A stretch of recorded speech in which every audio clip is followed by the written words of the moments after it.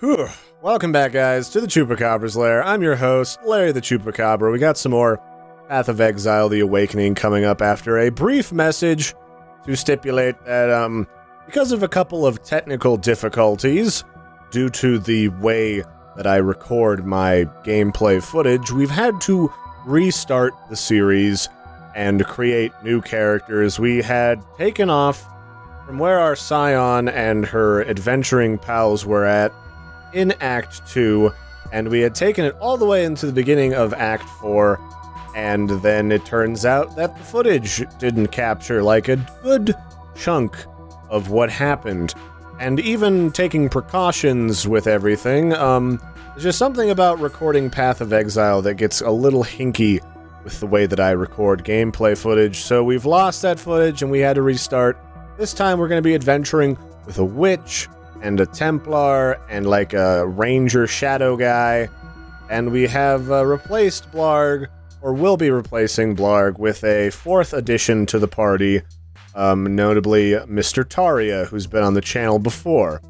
So, not a lot's changed. I've got similar spells and abilities to what I was playing with on the Scion, very electric-y, and some fire thrown in there, and also I got a couple of other neat tricks up my sleeves that we will be experiencing throughout the playthrough. So, hopefully you enjoy.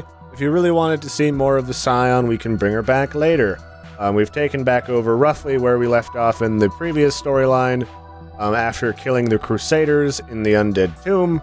So, we'll take it from here. Thanks for joining us. Bye, guys! Well, I mean, I'm going to join you again in the regular recording, but bye, intermission me!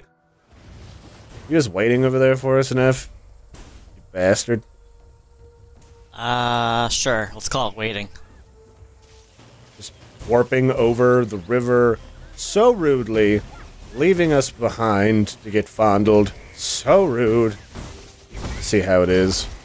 Is that you, Volty? Is that you, Neff? Or is that Blarg? Yeah, that's me. Alright. So, the other guy is, that's Taria, and he's a tanky Templar guy. And the fun thing about the Templar, even though he's like a religious crusader, he is really into women's skirts. Like, he starts out wearing basically a loincloth, and now he is still basically wearing a loincloth just with chainmail draped over it, because he likes to freeball. And I guess, wouldn't we all? I mean, life's too short to waste not freeballing. Truthfully. Let me activate my other aura that gives me free mana. I got clarity again, too, on this character, because, early game mana consumption in Path of Exile sort of blows. Alright. So what did we talk about for lore in the last few episodes? I think I covered the fact...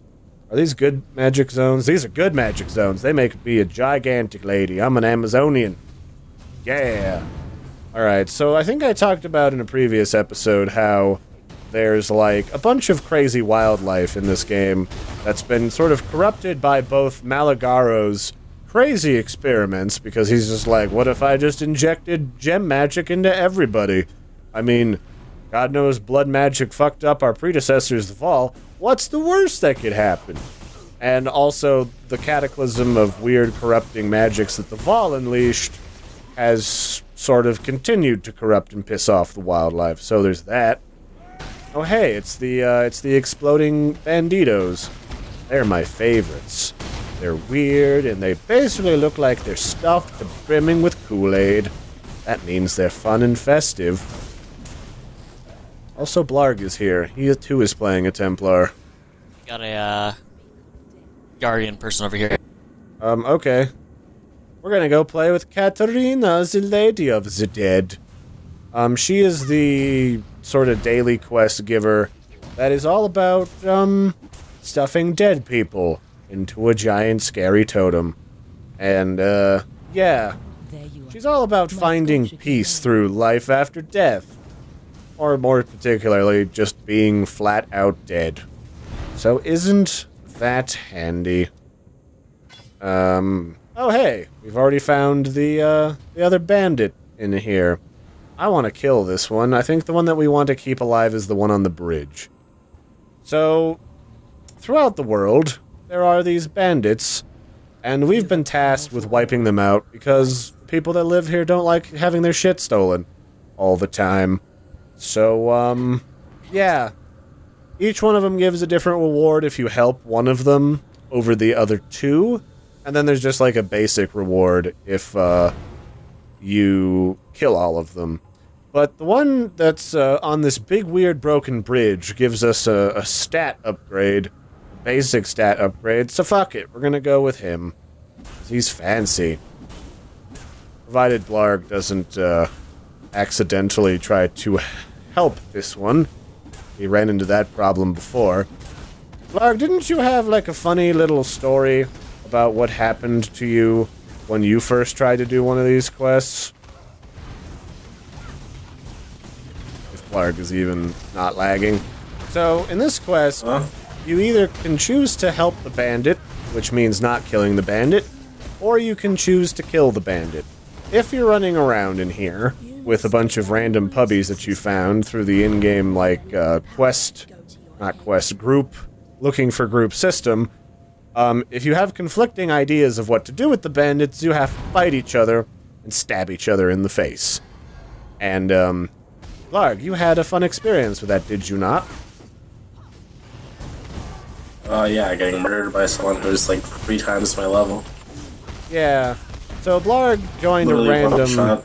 Yeah, Blarg joined like a random group of... Oh shit, these are fucking me right up. Blarg joined a random group of people that were far superior to his level. And, they didn't tell him what was gonna happen. He was playing hardcore for his first time through the game. You only have to bring the zombies to her, by the way. Or do we just have to bring them to her? That's fine, I'm just killing stuff while you do that, since I don't have the zombies. They're following someone. But yeah, Blarg hadn't been told any of these, fun factoids when he first played through the game. So, the puppies that he was with waited till he made a decision, immediately, and I mean like instantaneously chose the opposite in case he did know the ramifications of what he was doing, and then proceeded to slowly, well, probably instantaneously murder his face. So, in Path of Exile, much like any other multiplayer online game, trust no one. Everyone wants to fondle your jibs in the nighttime. And, it's not the best. And, I'll explain some of the different, spells that I have got on this witch, because they're super fun. Also, there's a lot of really weird blue lichen that grows everywhere in here, so if you want to get super high, then, man, have I got a party favor for you. Oh, and it's those douchey blackguards down here. These are the Friends of Piety, and we don't like her. Go my minions! Oh, is that why you wanted all the zombies to yourself? So that they would just pile on to the blackguard captain? Yes, it's what he deserves. It's true. It's the reward he has earned and deserved. So hold on. I guess first I'll go over here and we'll unspine that passage that Piety sealed off because she's a dick. And then we'll look at this letter over here. This letter basically says that Artiri, the beautiful captain, is one of Piety's many love interests, and, yeah, she basically just left him out here to die, because she's a dick. She's just like, oh, I trust you to stave off the exiles. Artiri, you've got this, I have enough for my sinister plans.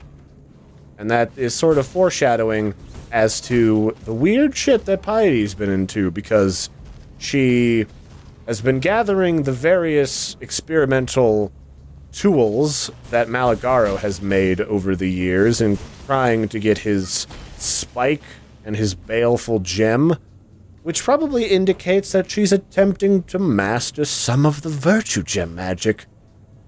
So we're gonna have to wait and see what exactly that is going to entail. Probably not going to end super well for us, but hopefully, you know, whatever. Okay, so she's gotten her dead people, she's added them to her weird totem, so we've gotten more bonuses from her. Let's see. Is this... Oh, there's a fall area up here. Did you guys already go in? Nope. Alright, hell yes. Okay, so we'll probably... I don't know if we'll get to that frickin' spider monster this time around, but we're in a really cool... Oh. We're in a really cool cave full of murder frogs. So that's at least cool.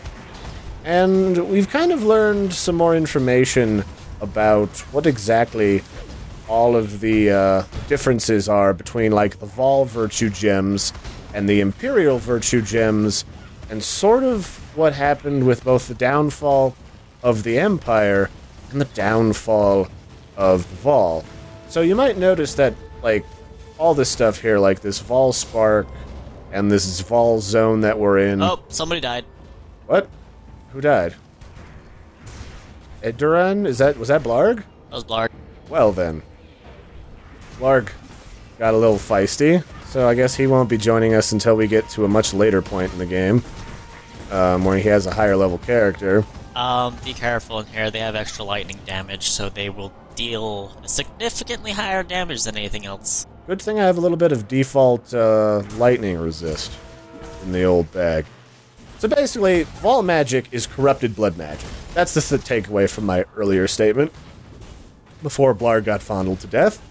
And for the earlier part of the Empire, the later Empire that would replace the Vol, they didn't really have the same problems. They were somehow able to tap into the same lines of magic initially, provided they weren't as powerful, but they also weren't corrupted, and then some weird stuff changed.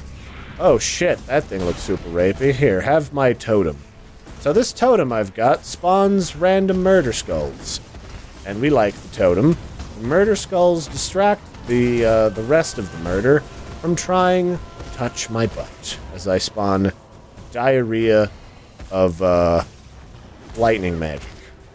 But yeah, so the Empire's blood gems weren't corrupted initially, but eventually they started to get corrupted, and that, ladies and gentlemen, is what pissed the church off, and they're just like, whoa, man, got some weird shit going on here. That's not cool. What are you doing? What in the flibbity-floobity-doobity? What did we get? Anything good? We got Bowel Arc. Ooh, can I has? Oh wait, it's a witch thing. Quick, get it. It's one of those bacon witches. It's a bacon witch. He needs to die. Alright, those are basically this game's version of, like, the, goblins. Yeah. So I'm gonna equip this right now. So this arc is gonna be super good for us. Or for me, I should say. I'm, like, missing a gem, too, from my build, but that's fine. So yeah, whatever happened to the Vol, it started to happen again. So let's take a look here at this Vol letter and see what it says. I had nothing, I was nothing. I sold my flesh and blah blah blah for the Vol Queen. I'm kind of disappointed we're not getting more variety in those Vol letters that we're finding in these zones. Also, this is probably the definition of the most linear Vol zone that we've ever found. Like, this was literally right. just literally a big... straight. This was just a big, long corridor.